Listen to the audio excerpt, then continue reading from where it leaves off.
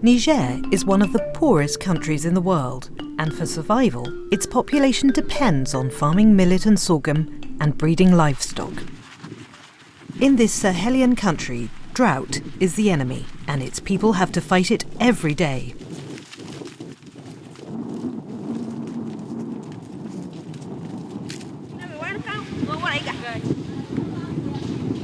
The underground water is often over 30 metres deep. Traditionally, it is the women who draw the water with their bare hands. Each day, they fetch tens of litres needed for their household. It is back-breaking work. On the other hand, men are responsible for collecting water for the livestock.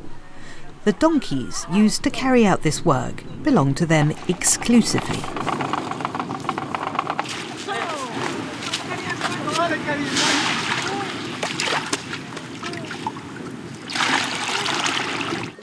Niger is also the country with the largest number of Dimitra Clubs. Self-organised groups of men and women meet regularly to discuss and find solutions to the challenges they face in their daily lives. Developed by FAO, the Food and Agriculture Organization of the United Nations, this approach has enabled many communities to mobilise and improve their living conditions over the years. These days, the clubs of Gasseda have chosen to tackle the issue of access to water. Today, after their discussion, the women decided to ask for permission to use the donkeys. It's a step towards reducing their work burden.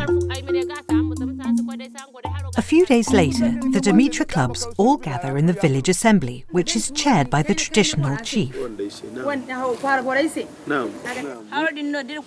Thanks to the Dimitra Clubs, women speak up in public to voice their opinions and are gaining confidence in doing so. This public debate ended with all the villagers agreeing to make donkeys also available to women.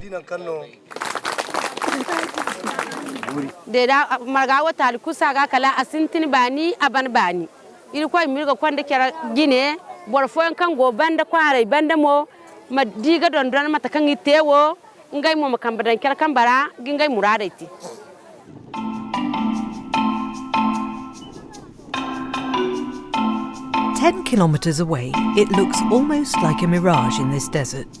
In the village of Banizoumbou, women have managed to set up their own vegetable garden.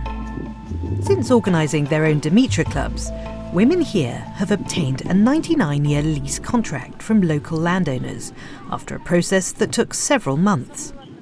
They became the first women's group in the region with legal and secure access to land. This vegetable garden of almost 3 hectares has made it possible to diversify the community's food supply and nutrition. It produces onions, moringa, melons, courgettes and tomatoes. It also has a positive impact on the socio-economic life of the entire community.